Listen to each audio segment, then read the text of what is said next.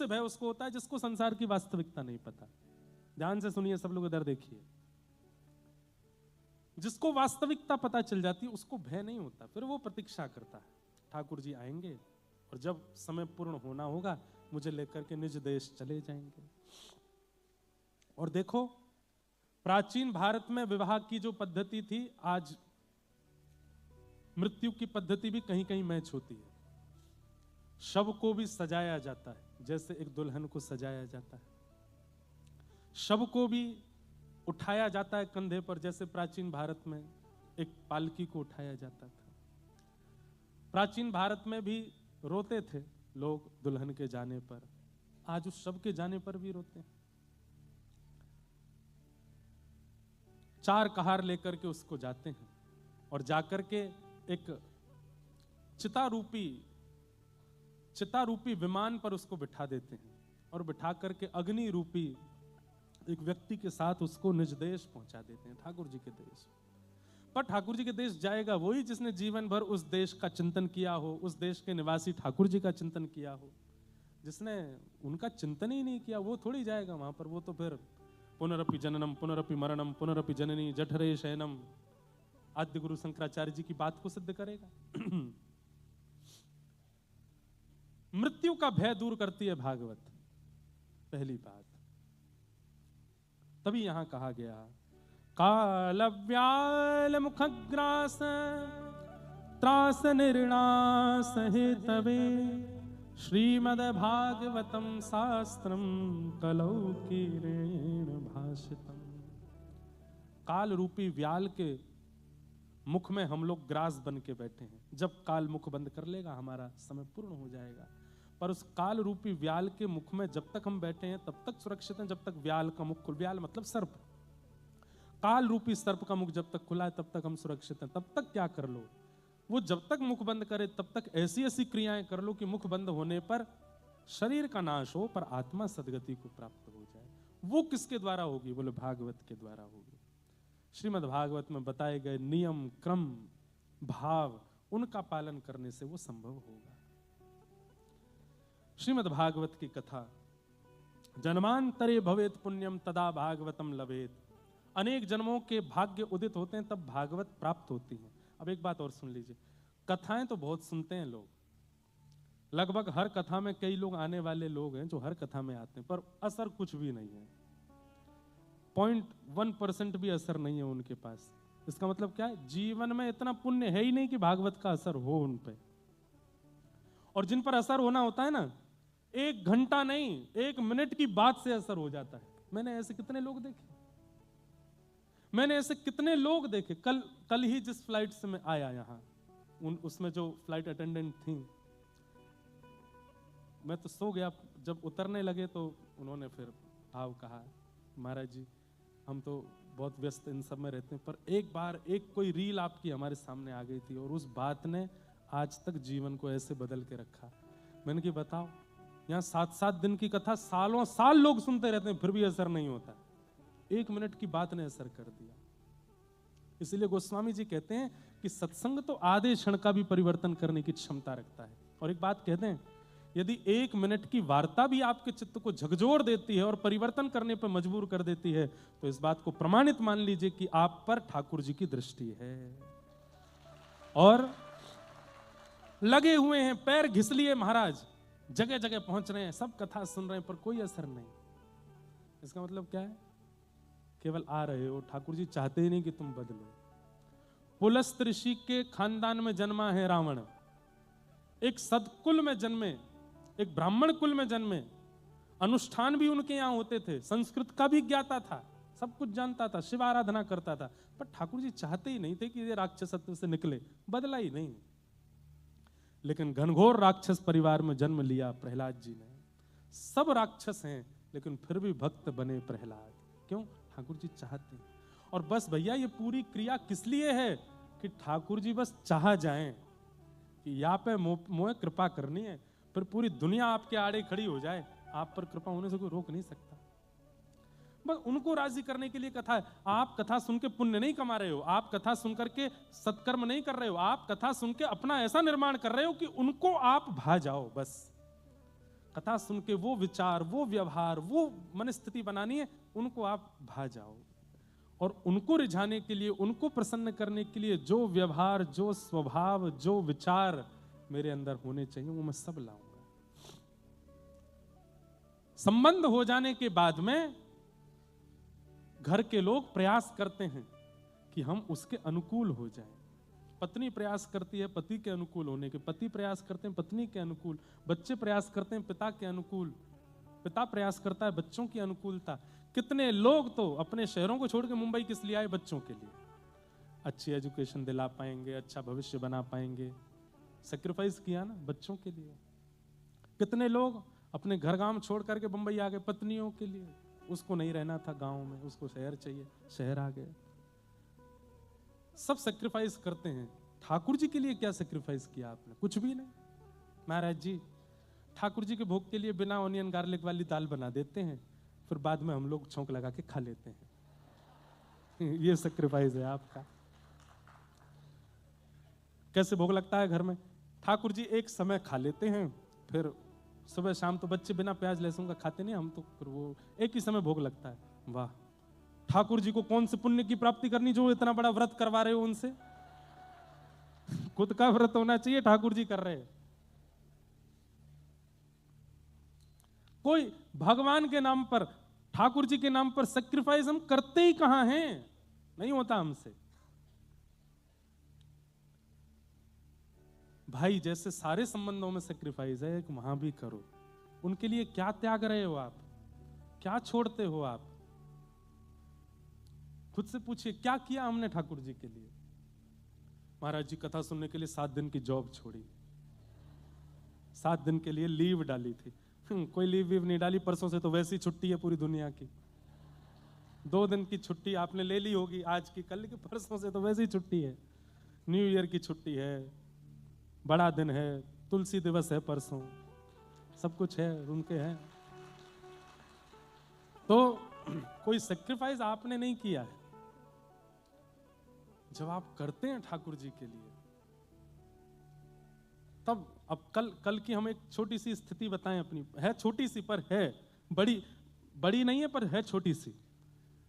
कल वृंदावन से निकले तो रात्रि 12:30 बजे का फ्लाइट था मुंबई के लिए, और कितने बजे निकले हम वृंदावन से? 8:30 बजे। अब जो लोग वृंदावन दिल्ली रास्ता जानते होंगे उनको पता है कि इतनी जल्दी एयरपोर्ट पहुंचना मुश्किल है, उसमें भी हमारे यहाँ कोहरा इतना भयंकर पड़ता है। और जैसे ही हम निकले तो उसी समय संपर्क हुआ, पूज्य मलुक पीठ वाले महाराज जी गोदावरी यात्रा से ब्रजधाम पधारे हैं। बहुत दिन से महाराज जी से मिलना नहीं हुआ, प्रणाम भी नहीं हुआ था, और ये भी पता चला कि वृंदावन नहीं बरसाने में है, और मुझे ये था कि उत्सव बरसाने में, वहाँ मैं जा ही नहीं पाया हूँ, श्री जी को भी प्रणाम करना है। तो हमने अपने ड्राइवर भैया से बोला, मैंने कि भैया एयरपोर्ट पहुँचा दोगे? बोले महाराज जी कोशिश करूँगा, 11 बजे तक आप पहुँच जाएँ, कोहरा बहुत है रास्ते में। मैंने कहा एक नियम और है क्या? मैंने बरसाने और जाना है बीच में महाराज जी को प्रणाम करने। तो पहले ही हमारे जो वाहन चालक भैया थे उन्होंने हाथ पांव जोड़े, महाराज जी अगर फ्लाइट छूट जाए तो मुझे आप दोष नहीं दीजिएगा, मैं प्रयास करूंगा। मैंने कि चलो अब जो होगी सो देखिए। 8:30 बजे वृंदावन से निकल रहे हैं। वृंदावन से निकलना ही बहुत बड़ी बात है, पहले तो इतनी भीड़ रहती है। जैसे तैसे निकले। अब बरसाना का जो कट आता है छाता छत्रवन से, वहां ड्राइवर मुझे देख रहे हैं, हम उनको देख रहे हैं, क्या करें, ले लें? 9 बज गए हैं, 9:15 हो गए हैं, 12:30 की फ्लाइट है। बिल्कुल जैसे वो फ्लाईओवर पर चढ़ जाओगे तो दिल्ली के लिए, नीचे से तो बरसाना के लिए। मैंने कि क्या करें क्या करें क्या, बस बिल्कुल मैंने कि चलो दिल्ली ही चलते हैं। और जैसे ही वो फ्लाईओवर आया मैंने कि सुनो मोड़ लो बरसाने, मोड़ लिया उन्होंने। अब जैसे ही बरसाने के मार्ग में यहाँ पे चले धुक धुक। अच्छा ये भी था, सुबह की फ्लाइटें कैंसिल हो रही हैं, रद्द हो रही हैं, नहीं पहुंच पाए टाइम से, कथा कैसे होगी, क्या होगा? मैंने कि हमारी माई श्यामाजू को राज सब होगा सो देखी जाएगी, चलो। इतना कोहरा, कभी गाड़ी चले फिर रुक जाए, फिर चले फिर रुक जाए, फिर चले। 9:45 बजे पहुंचे हम बरसाना। फ्लाइट कितने बजे? 12:30। मैंने कि अब श्री जी आप देख लियो जो होगा सब। अच्छा मैं ऐसी सिचुएशन में क्या करता हूं, आप भी कर सकते हो। अगर किशोरी जी आप मुझसे राजी हो, आज की फ्लाइट दिलवाई दियो, और अगर आज की फ्लाइट छूट गई तो मैं समझ जाऊंगा मैंने कोई अपराध किया, आप मुझे नाराज बैठी हो। आज पता चल जाएगी कि आप राजी हो कि नाराज हो। उतर करके गए, वो ड्राइवर भैया बेचारे आंसू से आ गए, महाराज जी जल्दी आ जाना। मैं गया महाराज जी को, देखो ये चित्र भी आ गए, महाराज जी को जाकर के दंडवत प्रणाम किया। महाराज जी बोले ब्यारू कर लो कुछ। मैंने महाराज जी प्रणाम के लिए ही आया हूँ, बस इतना ही कर सकता हूँ। महाराज जी को प्रणाम करके पूज्य गोरीलाल कुंज वाले महाराज जी उनको दंडवत करके, और जैसे ही गाड़ी में बैठा मैसेज आया फ्लाइट 1 घंटा 55 मिनट लेट हो गई। अब ये बिल्कुल असत्य नहीं है। हमारे धवल भाई जी, इनको तो पूरी लिस्ट पता है कितने बजे की फ्लाइट थी, और वो फ्लाइट जो 12:30 बजे उड़नी थी वो कितने बजे उड़ी है? वो उड़ी 2:10 पे, 2:10 पे। और मैं नाचूं महाराज एयरपोर्ट पर कि श्री जी राजी हैं श्री जी प्रसन्न हैं। तो अब आप एंड मूवमेंट पे अपनी व्यवस्था में क्या सैक्रिफाइस करते हो श्री जी के लिए, संतों के लिए, महापुरुषों के लिए, वैष्णवों के लिए, वो बताता है कि आप कैसे भक्त हो। ठीक है, ये भी बात मन में थी कि भाई 100 साधन हैं बंबई पहुंचने के, 100 तरीके हैं पहुंचने के, ज्यादा से ज्यादा क्या होगा 3 बजे भी अगर दोपहर में पहुंचेंगे कोई लेट फ्लाइट लेके भी, सीधे जाके मंच पे बैठ जाएंगे। लेकिन वैष्णवों के दर्शन, महापुरुषों को प्रणाम और श्री जी के धाम को वंदन करते हुए निकलना, ये तो हमेशा नहीं मिलेगा ना। प्रणाम करते हुए चलते हैं। बहुत छोटी सेक्रीफाइस था, पर यह भी एक बहुत बड़ा हो जाता है एक भक्त के लिए। ऐसे छोटी छोटी क्रियाएं क्या करते हैं आप, वो विचार किया करो। सेक्रीफाइस कीजिए अपने, और विशेष रूप से सेक्रीफाइस उनमें मत कीजिए बहुत इजी जो हो। जैसे ठीक है मैं अब चाय छोड़ देता हूं ये कोई सेक्रीफाइस है? ये कोई त्याग है? चाय छोड़ दी मैंने, मैं आज के बाद डेयरी प्रोडक्ट नहीं खाऊंगा, ये कोई सेक्रीफाइस है? सेक्रीफाइस तो ऐसा होने चाहिए कि महाराज नस नस कांपने लग जाए, हृदय बिल्कुल निकलने पे हो जाए, बस अब निकले प्राण। और आपने वो त्याग किया जिससे ठाकुर जी प्रसन्न हो, श्री जी प्रसन्न हो, महापुरुष प्रसन्न हो, वो माना जाएगा कि एक भक्त क्रिया आपने की है ठाकुर जी के। सैक्रिफाइस करो। तो जन्मांतरे भवेत पुण्यम तदा भागवतम लभेत। अनेक जन्मों के भाग्य उदित होते हैं तब कथा सुनने को मिलती है। ऐसा नहीं, कथा जीवन में आने लगती है। सुनते तो हजारों लोग हैं, लाखों लोग सुनते हैं कथा, लेकिन लाखों में कोई परिवर्तन नहीं हो रहा है। वो लाखों ही व्यास जी को पकड़ के खींच देते हैं। कई बार अवसर की बस प्रतीक्षा में रहते हैं, अवसर मिलना चाहिए हमको, तो व्यास जी को भी नहीं छोड़ेंगे। लेकिन उन लाखों में परिवर्तित एक ही होता है। आप ऐसा कह सकते हैं कि 100 में से एक चार्टर्ड अकाउंटेंट बनता है, 1000 में से एक डॉक्टर बनता है, लाखों में एक साइंटिस्ट बनता है, करोड़ों में एक भक्त बनता है, एक वैष्णव बनता है। आपकी संख्या इतनी है ऊपर से नीचे, ऊपर वाले ने तुम्हें देखे भूल ही जाऊं तुम्हें तो ऐसे कैसे कथा करूं मैं। पर कोई नहीं, आप तो हमको देख रहे हैं, आपको पंडरीनाथ भगवान आपको देख रहे हैं। इतने लोग यहां बैठे हैं, इतने लोग बाहर प्रतीक्षा कर रहे हैं। इतनी भीड़ होना ये बड़ी बात नहीं है। और अब तो मेरे लिए भीड़ का कोई मायने ही नहीं है। भीड़ होना बड़ी बात है ही नहीं। भीड़ तो सब्जी मंडी में भी हो जाती है, भीड़ तो बड़े बड़े मॉल्स में भी हो जाती है, स्टोर्स में भी हो जाती हैं, उल्टी सीधी पिक्चरें आती हैं उनके बाहर भी हो जाती हैं। भीड़ होना बड़ी बात नहीं, सुनने वाले कितने ये बड़ी बात है। और उसको सुनकर के परिवर्तन करने वाले कितने ये बड़ी बात है।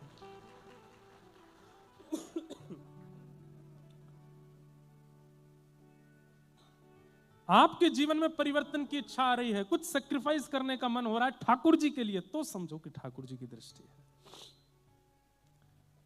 ऐसी श्रीमद् भागवत की कथा कैसे प्राप्त हुई, किसने किसको सुनाई? बोले कि सनक सनंदन सनातन सनत कुमारों ने सबसे पहले यह भागवत की कथा नारद जी को, भक्ति महारानी को केंद्र में लेकर के सुनाई। तब प्रश्न किया, नारद जी महाराज तो एक जगह बैठते ही नहीं, फिर उनको भागवत जी कैसे प्राप्त हुई? तब बताया, एक बार की बात है कि नारद जी महाराज पृथ्वी पर भ्रमण करते हुए बद्रीनाथ पहुंचे, तभी वहां सनत कुमार उनको प्राप्त हुए। सनत कुमारों को देख करके नारद जी महाराज ने कहा, भगवान मैं पृथ्वी पर भ्रमण करके आया, मुझे कहीं भी शांति नहीं मिली। मैंने सुना था कि पृथ्वी बहुत अच्छी है, पर पृथ्वी पर सब कुछ डामाडोल है।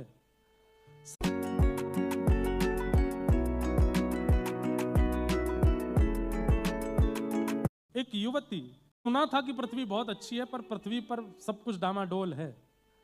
सब जगह भ्रमण करता हुआ जब मैं वृंदावन पहुंचा तो वहां मैंने एक आश्चर्य देखा। क्या? एक युवती, एक परम सुंदरी युवती और उसकी गोद में 2 वृद्ध लेटे हैं। युवती की गोद में वृद्धों को लेट करके मुझे चिंता हुई। मैंने पूछा, देवी तुम कौन हो और तुम्हारी गोद में ये 2 वृद्ध कौन है? तब उन्होंने परिचय देते हुए कहा, अहम भक्ति ऋतिक ख्याता, मैं भक्ति हूं और ये दोनों मेरे पुत्र हैं। इमो में तनयो मतौ ज्ञान वैराग्य नामानो ज्ञान योगे न जर्जरो। ये दोनों मेरे पुत्र हैं, ज्ञान और वैराग्य काल योगे न जर्जरो, कलयुग के प्रभाव से बूढ़े हो गए। मैं युवा हूं, वृंदावन में भक्ति तो बहुत है। इसका मतलब यह नहीं कि वृंदावन में ज्ञान नहीं है, वृंदावन में वैराग्य नहीं है। भक्ति युक्त ज्ञान है, भक्ति युक्त वैराग्य है।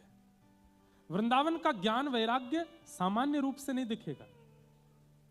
हमारे वृंदावन के संतों को आप देखेंगे, बरसाने के पूज्य श्री रमेश बाबा महाराज, पूज्य श्री विनोद बिहारी दास बाबा महाराज, वृंदावन के पूज्य श्री मलुकपीठ वाले महाराज जी, पूज्य केली कुंज वाले महाराज जी, पूज्य गोरीलाल कुंज वाले महाराज जी, पूज्य मोटे गणेश वाले महाराज जी, पूज्य सेवा कुंज वाले महाराज जी, कितने सारे संत हैं। उनमें ज्ञान नहीं है, खूब ज्ञान है, पर भक्ति प्रधान है, ज्ञान प्रधान नहीं है। जिसका ज्ञान प्रधान होता है उसकी वाणी, उसकी क्रियाकलाप सब में ज्ञान प्रदर्शित होता है, और जिसकी भक्ति प्रधान होती है उसकी हर क्रिया में भक्ति छलकती है। भक्ति प्रधान वृंदावन में भक्ति प्रधान है, ज्ञान नहीं। वृंदावन में भक्ति प्रधान है, वैराग्य नहीं। वृंदावन में वैरागी भी आनंद करते हैं। वृंदावन में वैराग्य धारण करने वाले भी कभी कभी सिर पर चुनरी ओढ़ करके नृत्य करते हैं। वृंदावन को समझना सामान्य बात नहीं है। वृंदावन अलग भूमि है, वृंदावन की स्थिति अलग है। कितने महापुरुष ऐसे हैं, आज भी जन्माष्टमी हो, राधाष्टमी हो, तो अपने विरक्त वेश में सुंदर चोला, जैसे अभी बरसाना में, अभी आप लोग आएंगे तो आपको दिखेगा, जब राधाष्टमी होती है तो राधाष्टमी के बाद में ढाणन लीला होती है। ढाणी और ढाणिन ये वृषभानु बाबा से मांगने के लिए जाते हैं। तो ढाणिन लीला में जो ढाणिन बनते हैं वो पुरुष ही होते हैं, और वो भजनानंदी पुरुष ही होते हैं। उनकी दाढ़ी मुझ भी होती है सब, लेकिन करके बिल्कुल ढाणिन बन के, पूरा श्रृंगार करके, काजल लगा के, नथनी पहन के, कान में कुंडल ओढ़ के, सिर पर चुनरी डाल के, पैरों में घुंघरू बांध करके बिल्कुल मांगने, और ऐसा सुंदर आभूषण और ऐसे सुंदर वस्त्र पहन के जाते हैं कि कोई विवाह में भी नहीं पहनता होगा, और जाकर के फिर वृषभानु बाबा से मांगते हैं। अब बाहर का व्यक्ति आकर के जब वृंदावन में ये स्थिति देखेगा तो उसको पाखंड जैसा लगेगा। उसको लगेगा ये क्या है, ये क्या नाटक हो रहा है, यहाँ पुरुष ऐसे बन के घूम रहे हैं, मांग रहे हैं। पर वास्तव में वृंदावन है, वहां पर भक्ति प्रधान है, ज्ञान और वैराग्य नहीं।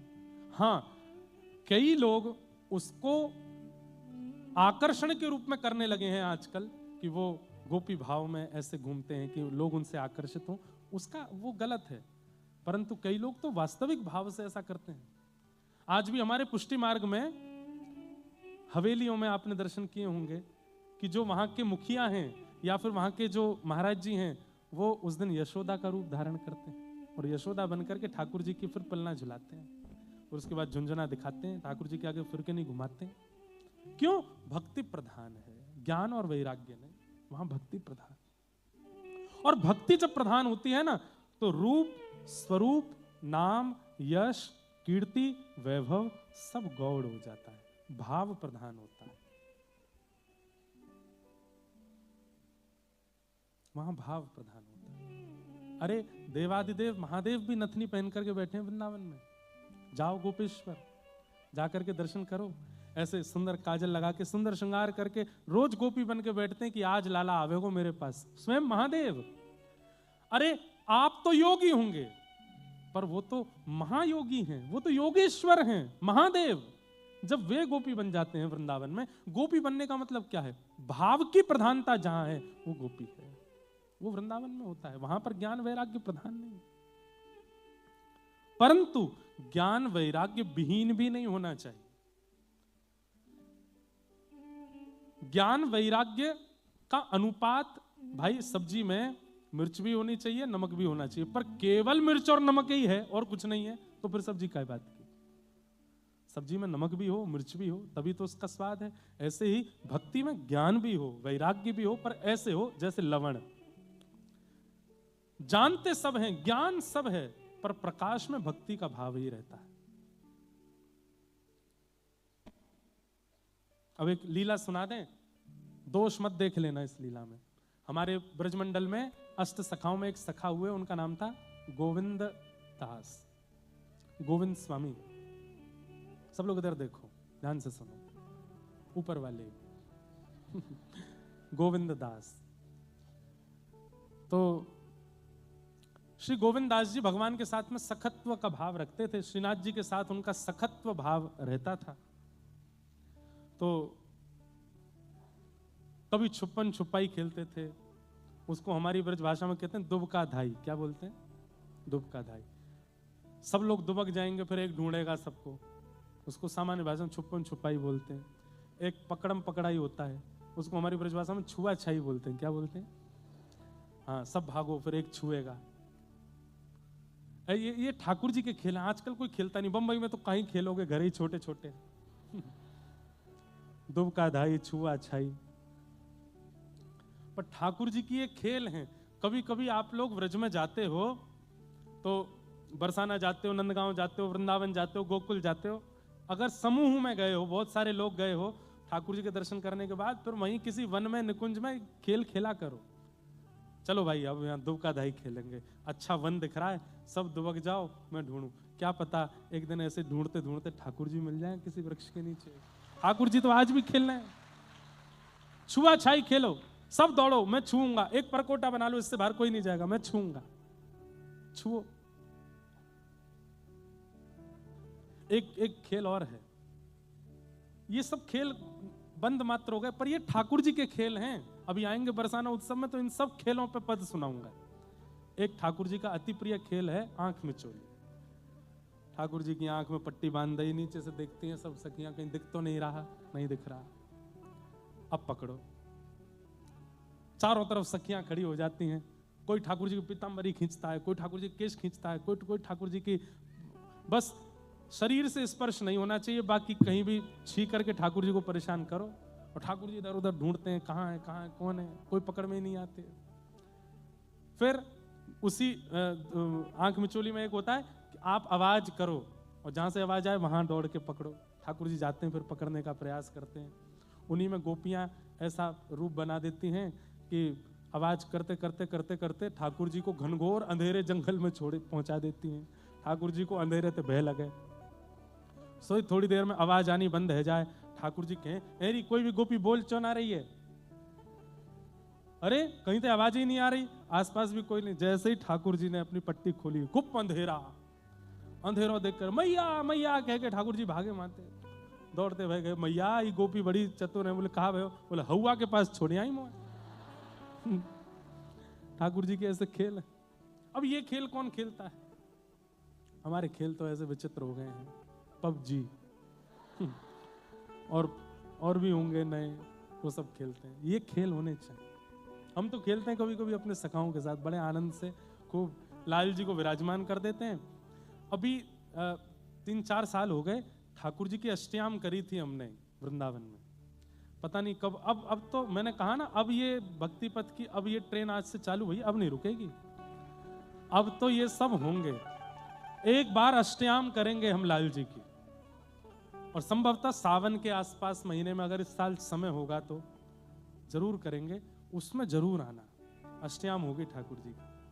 अष्टयाम में क्या होता है, 3-4 दिन का उत्सव होगा। पहले दिन के उत्सव की टाइमिंग होगी सुबह 5 बजे से 8 बजे तक। तो अष्टयाम में क्या होता है, ठाकुर जी की पूरी एक दिन की लीला आपके सामने होगी। ठाकुर जी की सेवा 5 बजे मंगला कैसे होती है, 6 बजे पर ठाकुर जी ब्यारू के सुबह सुबह बाल भोग कैसे कर रहे हैं, उसके बाद ठाकुर जी का श्रृंगार कैसे हो रहा है, एक एक भाव आपके सामने होगा। ठाकुर जी उठेंगे भी आपके सामने, ठाकुर जी बाल भोग भी आपके सामने करेंगे, ठाकुर जी नहाएंगे भी आपके सामने, ठाकुर जी का श्रृंगार भी आपके सामने, ठाकुर जी की आरती भी, वो अष्टयाम की लीला, कुछ कुछ भाव हैं जिसके लिए पर्दा आएगा, बाकी सब कुछ सामने होगा। तो पहले दिन 5 बजे से 7-8 बजे तक, मतलब मंगला से श्रृंगार तक की लीला। फिर दूसरे दिन होगी श्रृंगार से ग्वाल तक की लीला, तो दूसरे दिन का समय होगा 7 बजे से 10-11 बजे तक। फिर तीसरे दिन होगा राजभोग से उत्थापन तक की लीला, ठाकुर जी वन चारण। तीसरे दिन की लीला में इतना आनंद आएगा, ठाकुर जी सखाओं के साथ वन में जाएंगे, फिर वन में जाके खेल खेलेंगे। वहां पर वन की जो गोपियां हैं वो ठाकुर जी के लिए फल आदि लेके आती हैं, फिर ठाकुर जी पाते हैं, उनके साथ खेलते हैं। फिर चौथे दिन की लीला शाम 5 बजे से रात्रि 7 बजे तक, ठाकुर जी के उत्थापन से शयन तक की। तो 4 दिन की अष्टयाम, बहुत सुख मिलता है उसमें। एक बार की है पूर्व में, एक बार और करेंगे तो सबको सुख मिलेगा। उसमें लाल जी का खेल देखना, कैसे कैसे खेल खेलते हैं ठाकुर जी। तो गोविंद दास जी के साथ में ठाकुर जी खेलते हैं। एक दिन ठाकुर जी ने गोविंद दास जी को घोड़ा बनाया, स्वयं चढ़ गए उनके ऊपर, और चल मेरे घोड़े, चल मेरे घोड़े, ऐसे करके ठाकुर जी और गोविंद दास की सुंदर बड़े केशों को चोटी बना करके चलावे। गोविंद दास जी चल रहे हैं। चलते चलते इतने में ही गोविंद दास जी को जोर की लघु शंका हुई। अब लघु शंका जैसे इच्छा हुई तो गोविंद दास जी ने ठाकुर जी से कुछ नहीं कहा और चलते चलते ही वस्त्रों में ही हो गए। ये दृश्य किसी ने देख लिया। लोगों को तो दिखना चाहिए बात बनाने के लिए कुछ भी। जाकर के गोसाई जी के पास गए और जाकर के देखो देखो देखो आपने कैसे लोगों को ठाकुर जी की सेवा में धर रखा है। बोले क्यों? बोले देखो आज गोविंद दास क्या कर रहे थे। बोले क्या कर रहे थे? अच्छा, लोगों को ठाकुर जी नहीं दिखते थे कि कमर पर ठाकुर जी बैठे हैं? लोगों को दिखता था गोविंद दास ही ऐसे घोड़ा बन के चल रहा अकेला। बोले क्या कर रहे थे? बोले कि लोग बागों को खड़े होकर के लघु शंका करने के लिए निषेध कहा गया है, बैठ करके लघु शंका करनी चाहिए। यहां पर देखो गोविंद दास तो घोड़ा बन करके लघु शंका आदि निवृत्त कर रहे थे। गोसाई जी बोले तो बड़ी गलत खबर सुनाई तुमने, आज हम इनको डांटेंगे। बोले डांटेंगे? सेवा से दूर करो ठाकुर जी की से। गोसाई जी के पास गोविंद दास शाम को आए। गोसाई जी मुंह फेर के बैठ गए। गोविंद दास बोले जय जय, आप नाराज हो? कोई ने आपके कान भर दिए मेरे बारे में, कुछ उल्टी सीधी कह रही है? बोले आज तुम्हारी एक शिकायत आई। बोले क्या? अरे इतने अमर्यादित हो गए तुम? अरे ये शंकाओं की निवृत्ति पर तो ध्यान देना चाहिए ना, कैसे करते हैं कैसे नहीं करते। तुम घोड़ा बनकर के वस्त्रों में, किसी ने देखा मुझे आकर के बताया? दास के नेत्रों में अश्रु आ गए और कहा जय जय, ठाकुर जी ने मुंह को घोड़ा बनायो और ठाकुर जी अगर कहें कि घोड़ा बन जा, वास्तव में मैं मानव बुद्धि कैसे रखूं कि मैं मानव हूं? मानव बुद्धि रखूंगो तो ठाकुर जी से कहूंगा ठाकुर जी हट जाओ, उठ जाओ, मैं शंका निवृत्त है के आ जाऊं। ठाकुर जी ने जब घोड़ा बना दियो तो घोड़ा तो चलते फिरते ही निवृत्त हो गए, या हमारे मैं चलते फिरते निवृत्त है गयो। गोसाई जी को जब ये दोष स्पष्ट हुआ, ओहो, ये दोष नहीं था, ये तो भक्ति की चरम स्थिति थी। आप नहीं जानते क्या दोष है, क्या निर्दोष है। इसलिए किसी की भी सामान्य स्थिति को देख करके उसमें दोष मत देखो। क्या पता वो ठाकुर जी की किसी अलग स्थिति में हो, ठाकुर जी की किसी अन्य स्थिति में हो। ऐसे श्री गोविंद दास जी कैसी सेवा करते हैं, ज्ञानी भी हैं, वैरागी भी हैं, परंतु अपनी ऐसी चरम स्थिति में कि जब ठाकुर जी की सेवा में जाते हैं तो पूर्ण रूपे ठाकुर जी के हो जाते हैं। वहां पर यह विचार नहीं आता कि मैं मानव हूं। जब सखा बनते हैं गोविंद दास ठाकुर जी के तो सकत्व भाव में लड़ते भी हैं, झगड़ते भी हैं, ठाकुर जी को उल्टी सीधी सुना भी देते हैं। क्यों? सखा है, सखा को तो सब अधिकार है। हमारा वृंदावन भाव प्रधान है, भक्ति प्रधान है। वहां ज्ञान वैराग्य होता है पर भाव के अंतर्गत होता है, और उस भाव को संसार के लोग समझ नहीं पाते, उसको जान नहीं पाते। गोविंद दास तो भक्ति महारानी ने बताया मैं भक्ति हूं, ये दोनों मेरे पुत्र हैं। ज्ञान और वैराग्य कलयुग के कारण वृद्ध हो गए हैं। नारद जी महाराज आप कैसे भी करके मेरे पुत्रों को युवा करो, नहीं तो मैं विदेशम गम्यते मया, मैं विदेश चली जाऊंगी। नारद जी महाराज ज्ञान और वैराग्य को युवा करने के लिए योजनाएं बनाने लगे। तभी भ्रमण करते हुए बद्रीनाथ पहुंचे। वहां पर सनत कुमारों ने उन्हें 5 प्रकार के यज्ञ बताए और कहा,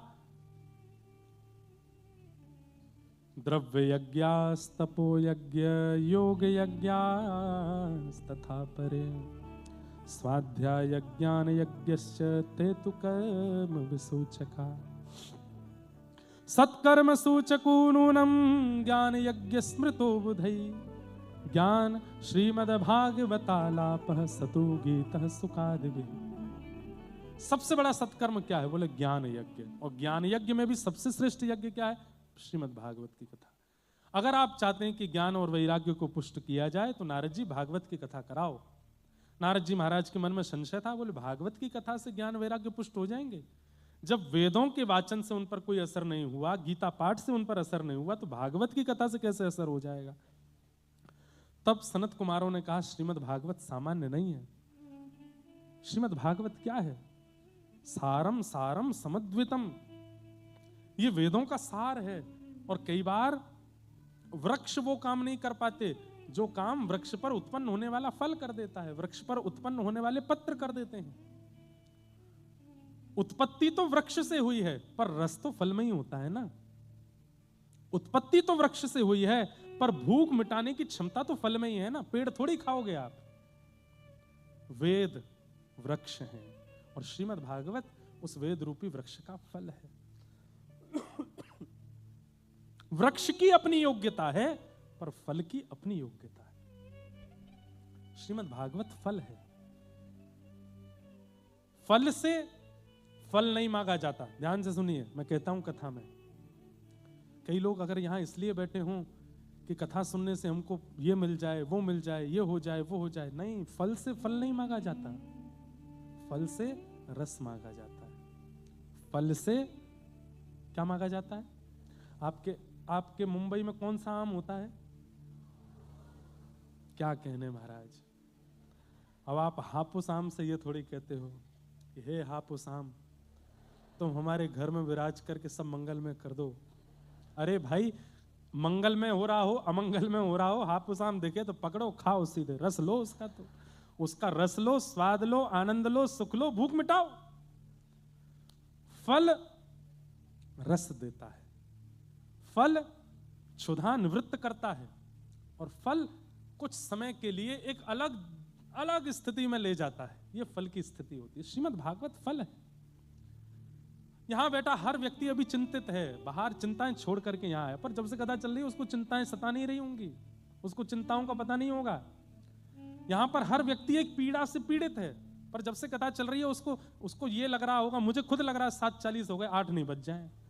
क्यों? विश्राम करनी पड़ेगी कथा, और फिर विश्राम के बाद फिर से वही 12 घंटे की प्रतीक्षा। 12 काय को 24 घंटे की प्रतीक्षा। और वो 24 घंटे की प्रतीक्षा में फिर कोई ना कोई अनर्गल प्रलाप कर रहा होगा, कोई कहीं से कुछ बोल रहा होगा, कोई सोशल मीडिया पे कुछ डाल रहा होगा, कुछ कर रहा होगा, कुछ बोल रहे, खींच रहे होंगे इधर उधर से। यहां आकर के कैसा लगता है, वाह, जीवन में यही चलता रहे और कुछ नहीं हो है।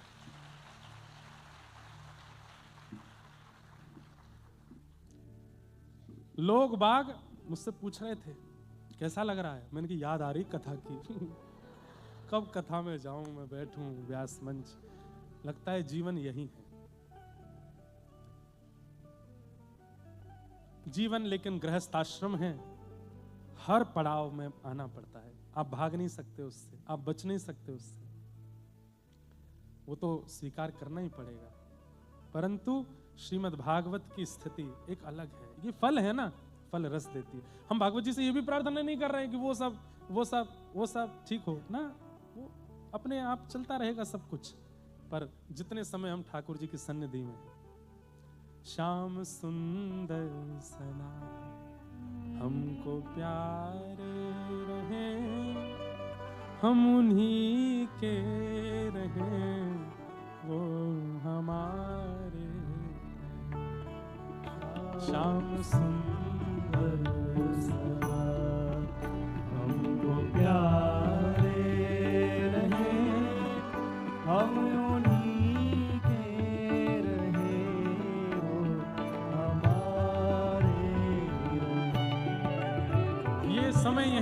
जाए, ये घड़ी यहीं रुक जाए, यहाँ से कहीं जाना ना पड़े हमको। बस आप सन्मुख बैठे, हम यहाँ बैठे हैं, चित्त में विट्ठल भगवान बैठे, और बस ये कथा चलती रहे, ये भावना, ये वार्ताएं, ये पद पदावलियां होती रहें, और कुछ नहीं चाहिए। जिस डगर से मुरली आके धुन आएगी, जिस डगर से मुरली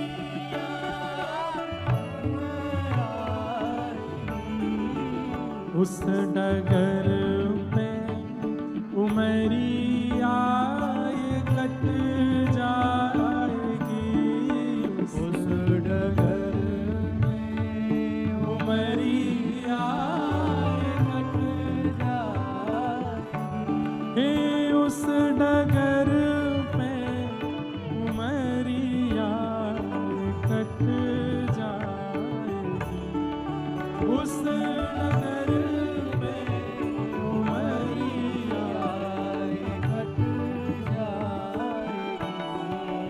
उनकी तस्वीर मन में बसाए रहे, हम उन्हीं के रहे, वो हमारे श्याम सुंदर सहाय, हमको प्यारे रहे, हम उन्हीं के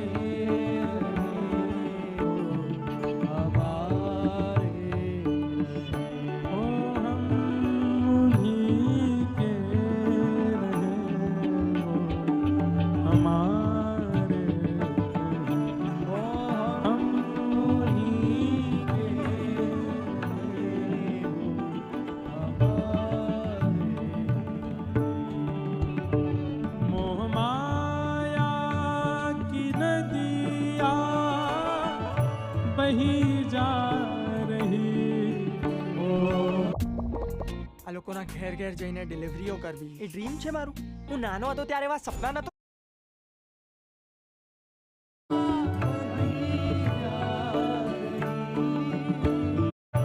बही जा मोह माया की नदिया बही जा रही,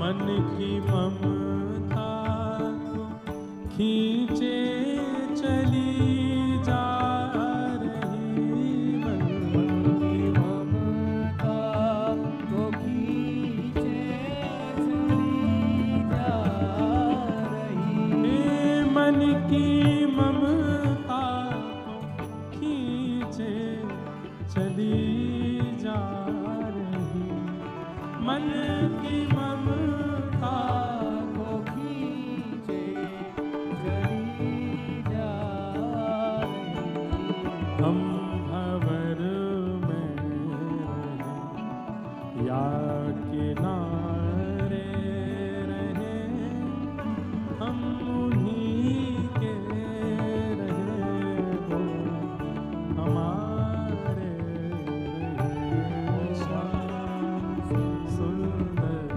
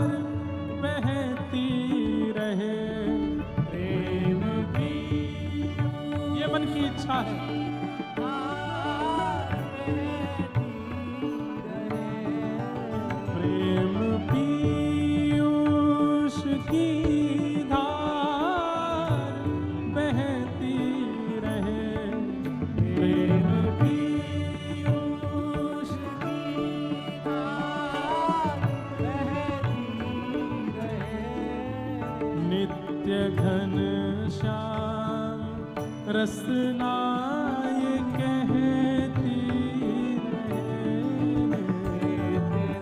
घन श्याम रसना ये कहती नित्य घन श्याम रसना ये कहती रहे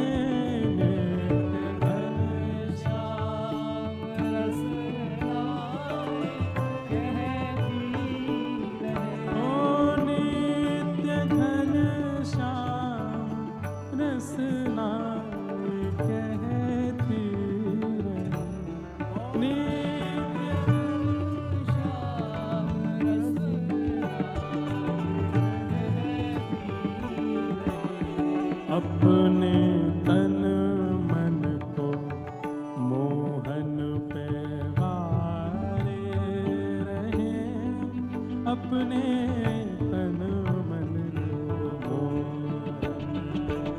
वारे रहे हम उन्हीं के रहे वो हमारे हो हम सब लोग गाओ एक स्वर में गाओ ओ श्याम सुंदर श्याम हमको प्यारे रहे हम उन्हीं के रहे हमारे श्याम सुंदर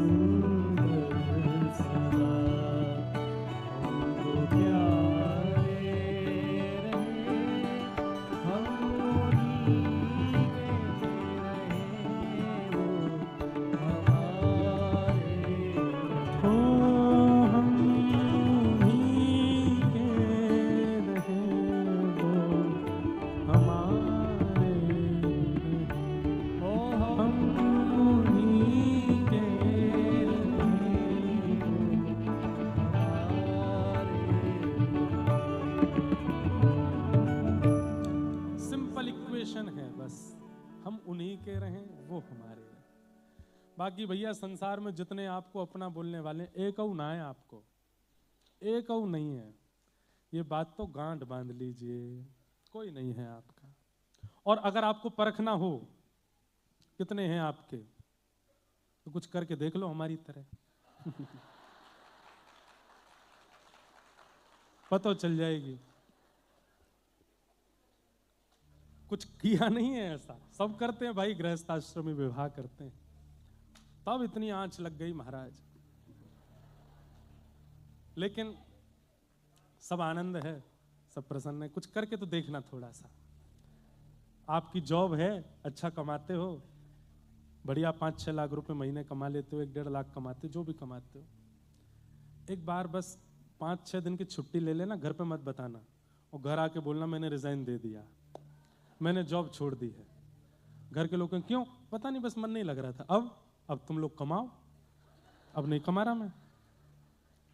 5 दिन में महाराज रोटियां फूली हुई नहीं मिलेंगी, फिर बनी बनाई मिला करेंगी, उनमें से घी खत्म हो जाएगा, सूखी मिला करेंगी। सब्जियां तोरई की एक बार बनेगी, 3 दिन तक खाते रहो, ऐसे ही चलेगा घर। अब तुमसे कोई प्रेम नहीं, नाता नहीं हमारा। क्यों? स्वार्थ लाग करहीं सब प्रीति, सबका एक स्वार्थ है आपसे। कोई ईर्ष्या के वश, कोई जलन के वश, कोई पीड़ा के वश, कोई स्वार्थ के वश, सब आपके पीछे पड़े हैं। लेकिन ठाकुर जी का ना आपसे कोई स्वार्थ है, ना कोई आपसे ईर्ष्या है, ना कोई जलन है, ना कोई पीड़ा है। वो बस आपको प्रेम करते हैं। आप चाहे अष्टावक्र हो, 8 जगह से टेढ़े हो, चाहे आप सूरदास हो, चाहे आप राजघराने की मीराबाई हो, चाहे आप तुकाराम हो, नामदेव हो, जनाबाई हो, आप कौन हो इससे उनको कोई मतलब नहीं। आप उनके हो इससे उनको मतलब है। बस मेरे रब,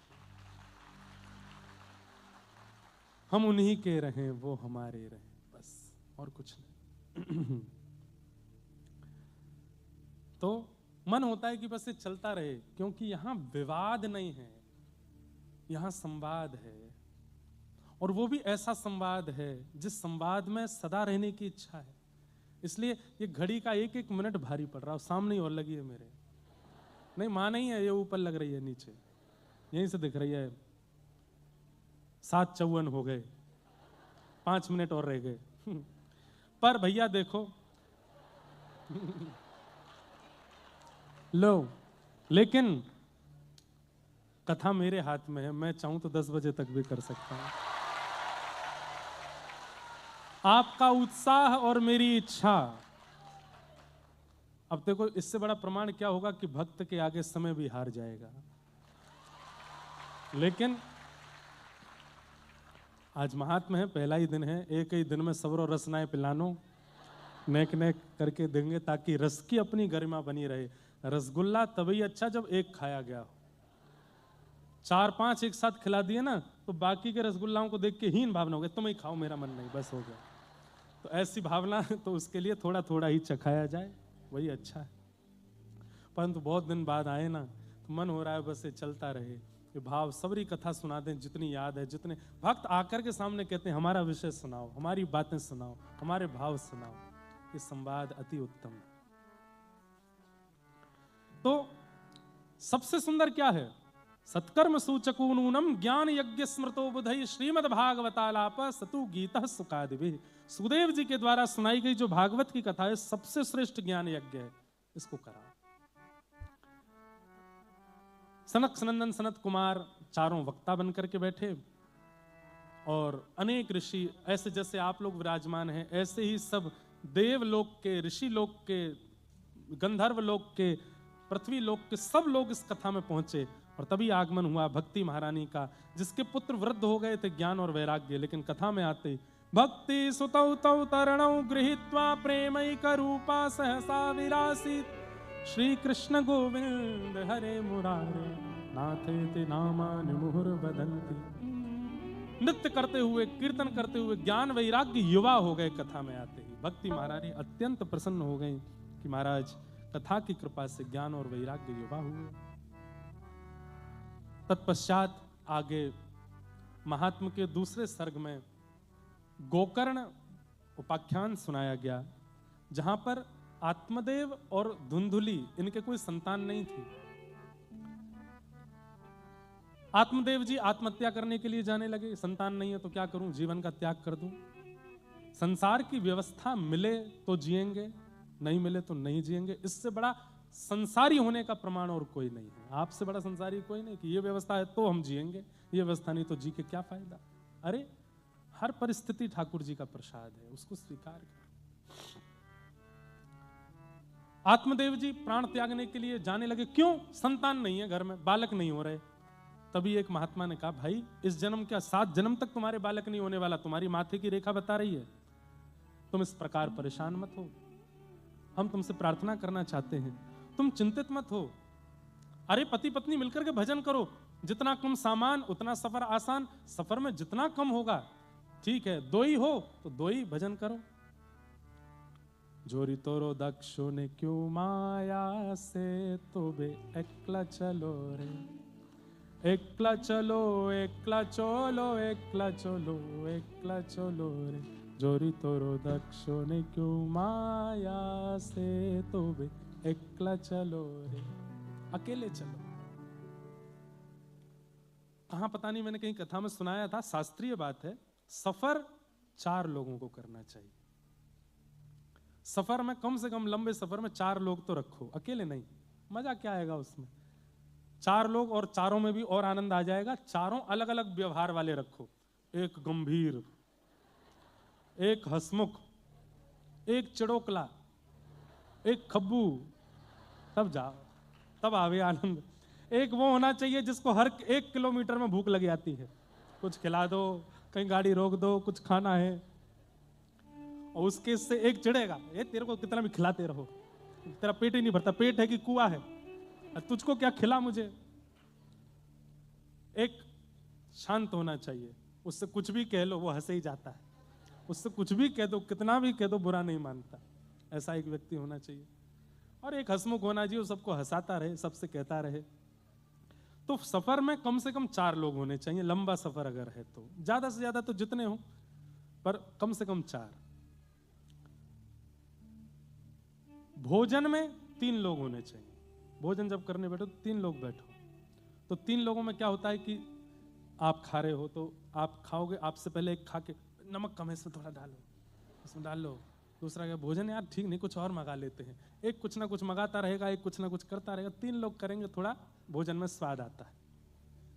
अध्ययन में, पढ़ाई करते समय 2 लोग होने चाहिए, आपस में बैठ करके पढ़ो। हाँ भाई सुन, तू इतना याद कर, मैं इतना करता हूँ, पर तू मुझसे सुनना, मैं तुझसे सुनूंगा, ठीक है? इतना इतना करते हैं। 2 लोगों में होना चाहिए, आपस में कंपटीशन करते हुए पढ़ रहे हैं। और भजन में एकांत, वहां पर 2 की इच्छा नहीं। पति पत्नी भी हैं तो भी अलग अलग भजन करो। सेवा ठाकुर जी की संग करो, सेवा ठाकुर जी के साथ करो, बाकी सब कुछ, पर अपने कल्याण का, भजन का जो मार्ग है, जहां पर नाम जप आ जाता है, जहां पर गुरु आज्ञा आदि सब भाव आ जाते हैं, वो उसको भी कहो तुम अपने आसन पर बैठ के अपने भाव से करो, हम अपने आसन पर अपने भाव से। भजन एकांत, भजन में 2 नहीं तो क्या होगा, भजन ही नहीं होगा, बातें ही होंगी। कितना हो गई माला, मैंने तो ज्यादा कर ली तुमसे, तो फिर वो विवाद बनेगा। तो सफर में 4 लोग, भोजन में 3 लोग, अध्ययन में 2 लोग और भजन में अकेले लोग। महापुरुष ने समझाया आत्मदेव जी को कि अरे अच्छा है ना कि संतान अगर नहीं भी हो रही है तो इसको ठाकुर जी की कृपा मानो, तुम पर संसारी भार नहीं डाल रहे ठाकुर जी, पति पत्नी मिलकर भजन करो, आराम से तीर्थ यात्रा करो, ठाकुर जी के मनोरथ करो, जितना धन कमाया उसको ठाकुर जी की सेवा में लगाओ, क्या दिक्कत है? अरे जिनके बालक होते उनसे पूछो, भजन का समय ही नहीं मिलता, सुबह से शाम तक उसी की सेवा में लगे रहो, फिर जैसे तैसे वो चलने फिरने लायक हो जाता है तो फिर और टेंशन, कभी कहीं से पैर तोड़ लाया, कहीं पर माथा मूड़ मार दिया, फिर स्कूल जाने लायक हो जाता, फिर उसको पढ़ाओ लिखाओ काम करवाओ, उसके बाद थोड़ा और बड़ा हो जाता है तो फिर कॉलेज यूनिवर्सिटी, फिर उसकी चिंता, इसको पढ़ाएं कहाँ, इसको भेजें कहाँ, जीवन में क्या करेगा, कितनी चिंता। भजन कहाँ कर पाते वो लोग। लेकिन आत्मदेव को समझ नहीं आई बात। बंधु एक बात और बोलूं, किसी ज्ञानी पुरुष, किसी महापुरुष, किसी वैष्णव की बात समझ में आवे, ये भी भगवत कृपा है, नहीं तो ज्ञानी ज्ञान देते रह जाते हैं। आज मुझे एक बात बताइएगा, नंबर 1 टॉप ट्रेंडिंग पे चलती हैं आज भक्ति प्रवचन, उनसे ज्यादा ट्रेंडिंग में कुछ भी नहीं है, फिर भी लोग कहां समझ रहे हैं, फिर भी लोग कहां सुधर रहे हैं। आज हमारे वृंदावन के पूज्य प्रेमानंद जी महाराज कितने लोग सुनते हैं, लेकिन कहां, कितने लोगों में, जब उनको भी नहीं छोड़ते लोग, उनके विषय में भी अनर्गल प्रलाप करने लगते हैं। मुझे उस समय समझ में आता है ये कैसी भक्ति कर रहे हैं भाई, इतना सब कुछ करने के बाद भी उनके एक बात को, एक वाक्य को, एक प्रवचन को उनको नहीं छोड़ते। कैसा भजन है हम लोगों का, कैसी भक्ति है, कैसा नाम जप है हम लोगों का।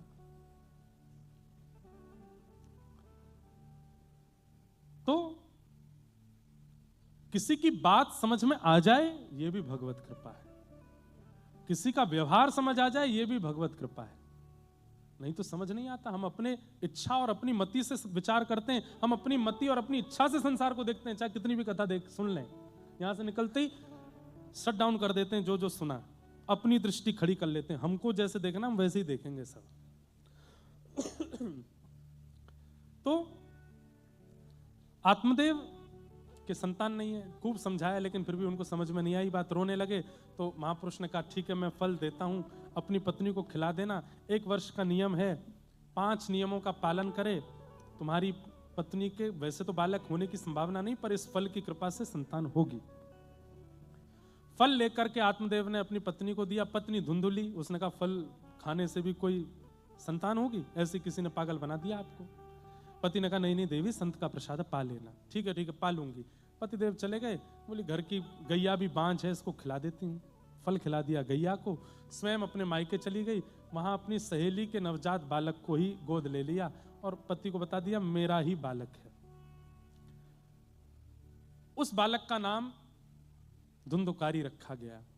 लेकिन जो फल गैया ने खाया, उनके गर्भ से जिस बालक ने जन्म लिया था वो मानवों जैसा, पर कान हुए गैया जैसे, ऐसा लोग कहते हैं। तो नाम पड़ा गोकर्ण। धीरे धीरे दोनों बालक बड़े हुए। आत्मदेव महान दुष्ट हुआ और गोकर्ण पंडित ज्ञानी बने। जिस बालक ना होने के कारण आत्मदेव दुखी थे, आज वही आत्मदेव बालक होने के कारण दुखी है कि ये क्यों है। इतना मारता है, इतना बुरा भला बोलता है, उल्टा सीधा खाता है, पीता है, सब बुरे बुरे काम करता है, आचरणों में रहता है। सब प्रकार की भावना उसके प्रति दूषित हो गई। गोकर्ण जी महाराज पंडित ज्ञानी हो गए। घर छोड़ करके मां चली गई, उन्होंने प्राण त्याग दिए। पिता भी घर छोड़ के चले गए। तब आकर के गोकर्ण जी ने पिता को ज्ञान दिया, पिताजी आप किस लिए इतने दुखी हो रहे हैं। तब उन्होंने गोकर्ण गीता 2 श्लोकों में गीता सुनाई। ये 2 श्लोक सुन के कथा विश्राम। देहे स्थिमां सरुधिरे भीमतिं त्यजत्वं जाया सुता दिशु सदा ममतां विमुञ्च पश्यानिशं जगदिदं क्षणभङ्गुनिष्ठं वैराग्य रागरसिको भव भक्तिनिष्ठः। देहे स्थिमां सरुधिरे अभिमतिं त्यजत्वं। हमको लोग बाग कटघरे में खड़ा कर दें, स्वयं कहते हैं सब छोड़ो, खुद ने कर लिया ब्याह। हमारी बात सुनो। अभी अभी एक पद गा रहे थे, उसमें एक पंक्ति थी, मोह माया की नदिया बही जा रही, मन की ममता को खींचे चली जा रही। फिर अगली पंक्ति क्या है, हम भंवर में रहें, हम चाहे घनघोर मोह माया के बीच में रहें या किनारे रहें, दोनों स्थितियों में हम उन्हीं के रहें, वो हमारे। आप तो जिस नगरी में रहते हैं, इस नगरी का नाम माया है, माया नगरी। पर मुझे नहीं लगता इस समय इस सभागृह में किसी को भी माया स्पर्श कर रही होगी। माया से दूर नहीं भाग सकते आप, संसार माया है। उस माया के बीच में आपको रहना ही पड़ेगा। अगर आप गृहस्थाश्रमी हैं तो वो मोह माया आपकी छूट नहीं सकती, पर उस मोह माया का विशेष प्रभाव आपके ऊपर नहीं होना चाहिए। ठाकुर जी को ना भूल जाओ उसके चक्कर में, इसके लिए कहा जाता है। उसके बिना तो आप संसार में निर्वहन कर ही नहीं पाओगे। हम भंवर में रहें या किनारे रहें, हम उन्हीं के रहें, वो हमारे। लोगों ने सब कुछ अपने मन से दिखा दिया। जो भी हमारे नव जीवन में हुआ, सब कुछ अपने मन से दिखाया। जिसको जो दिखाना था, महाराज जी क्या पहन के आए, महाराज जी कैसे बैठे, पंडाल कैसा था, मंच कैसा था, ये कैसा था। किसी ने भी एक बात नहीं दिखाई कि हर क्रिया में मेरे से आगे लाल जी चलते थे। किसी ने भी नहीं दिखाया। कैसे बदनाम होंगे महाराज जी, ऐसे होंगे। ये क्यों नहीं दिखाया कि जहां पर भी हम जा रहे थे, हमसे आगे लाल जी चल रहे थे। जिस पोशाक को हमने धारण किया, उसी पोशाक से लाल जी की पोशाक बनी है, वही पोशाक लाल जी धारण कर रहे थे हर जगह, हर परिस्थिति में। और सुनिए, हमारी लगन से पहले लाल जी की लगन हुई थी, लाल जी का विवाह पक्का हुआ। फिर लोगों ने कहा जयपुर क्यों गए। हमारे वृंदावन के 3 प्रमुख ठाकुर जी जयपुर में हैं, गोविंदेव, गोपीनाथ, मदन मोहन। मदन मोहन जी करौली चले गए। जयपुर को जो लोग कथा सुनते हैं उनको पता होगा, मैंने कभी शहर माना ही नहीं। जयपुर मेरे लिए सदा से निज वृंदावन है। वहां पर ठाकुर जी स्वयं गोविंद देव जी आए। वृंदावन के सप्तनिधियों के प्रथम ठाकुर ने जयपुर को चुना। लाओ उनको भी कटघरे में खड़ा कर दो। क्यों गए आप जयपुर? भाई वृंदावन की स्थिति ऐसी है, आज एक महापुरुष अपने घर, अपने आश्रम से निकल के दूसरे स्थान पर जाते हैं तो चक्का जाम हो जाता है। ये स्थिति होती है कि आप एक जगह से दूसरी जगह जाना 1.5 घंटा लगता है। हमारे जीवन का नव प्रसंग यदि वृंदावन में होता तो भी लोग मुझे कटघरे में खड़ा करते, बोले पूरा वृंदावन चक्का जाम करवा दिया, सबको इतना परेशान कर दिया, एम्बुलेंसें खड़ी रहीं, लोगों को अटैक आ गए, कोई हॉस्पिटल नहीं पहुंच पाया, यहाँ ये हो गया, पुलिस प्रशासन फेल। तब भी लोग पीछे पड़ते। तब चुना कहाँ जाएं, वृंदावन से ज्यादा दूर भी ना हो और जहां प्रथम लाल विराजमान वहां चले जाए। वहां जाके कर लिया। तो स्थान के पीछे पड़ गए, इस स्थान पे क्यों किया? अरे वो स्थान हमने नहीं चुना, किसी ने दिया, बोले हमारे यहां कर लो, तो भी दिक्कत हो गई। सबके उत्तर देने का मेरा बिल्कुल मन है नहीं, पर विचार आते रहते हैं तो लगता है कि ये तो इतना तो कर ही दूं स्पष्ट, इतना तो बता ही दूं। हर जगह लालजी आगे चल रहे थे, हर जगह लालजी प्रधान थे, किसी ने नहीं बताई ये बात। बस अपने तंज से जिसको जैसा कसना था कस लिया। अब बताने से क्या फायदा, अब तो चिड़िया चुग गई खेत, अब तो सब हो लिया जो होना था।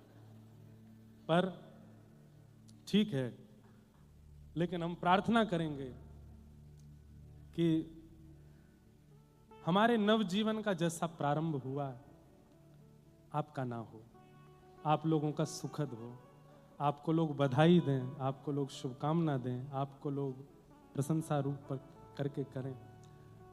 व्यवहारिक रूप में, आंतरिक रूप में तो वैसा ही हो जैसा हमारे साथ हुआ, क्योंकि अंदर से तो हम बड़े प्रसन्न थे, हमारे लाल जी बहुत सुखी, बहुत प्रसन्न, बहुत आनंद में।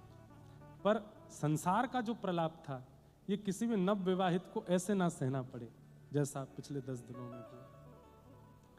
लाल जी सब मंगल करेंगे, सब आनंद करेंगे। तब यहां पर आत्मदेव जी महाराज को उपदेश देते हैं गोकर्ण जी और कहते हैं कि पिताजी, देहेस्थिमांस रुधिरे अभिमतिम त्यजत्वम। 2 ही प्रकार के लोग दुखी हैं संसार में, बहुत ध्यान से सुनिएगा। पहला वो व्यक्ति जो अहमता, और दूसरा वो व्यक्ति जो ममता। इन 2 चीजों में पड़ा है, अहमत्व और ममत्व। अहमत्व क्या है कि मैं कुछ हूं, ये अहमत्व है, और ममत्व क्या है कि ये सब मेरे हैं, ये ममत्व है। इन 2 चीजों में जो पड़ा है वही दुखी है। जिसको ये लगता है कि मैं कुछ हूं और ये सब मेरे हैं, वही दुखी है। जो इसमें है कि मैं कुछ भी नहीं और मेरा कोई भी नहीं, वही सुखी है संसार। मैं कुछ भी नहीं, शून्य हूं, और मेरा कोई भी नहीं, वही सुखी है संसार। पिताजी, आप दुखी इसलिए क्योंकि आपने उसको अपना पुत्र माना जो आपका है ही नहीं। अपनी क्रिया कर रहा है, वो अपने प्रारब्ध से कर रहा है। आप क्यों दुखी होते हैं? आप प्रसन्न रहिए। धर्मं भजस्व सततं त्यजलोक धर्मान् सेवस्य साधु पुरुषां जहि काम तृष्णाम् अन्यस्य दोष गुण चिंतन माशु मुक्त्वा सेवा कथा रसमहो नितराम पिबत्ता। धर्म को भजो, सततम त्यजलोक धर्मान, लोक धर्म का त्याग करो, सेवस्य साधु पुरुषाम, साधु पुरुषों की सेवा करो, दूसरों में दोष गुण देखना बंद करो, ज्यादा दोष गुण मत देखो, अपने भजन में मन लगाओ। सेवा कथा रसमहो नितराम पिबत्वम, ठाकुर जी की मधुर कथा सुनते रहो और अपने जीवन का कल्याण करो। ये 2 उपदेश जब गोकर्ण जी ने दिए, आत्मदेव जी महाराज आनंदित हुए। तत्पश्चात आत्मदेव जी को भगवत प्राप्ति हुई। धुंधुकारी प्रेत योनि में चला गया था, भागवत की कथा सुन करके प्रेत योनि से मुक्त होकर के वो भी भगवत धाम को प्राप्त हो गया। इस प्रकार श्रवणगत मुक्त्युक्ति कथने, बोलो श्रीमद् भागवत महापुराण की। महात्म के प्रसंग को हम यहाँ विश्राम देते हैं।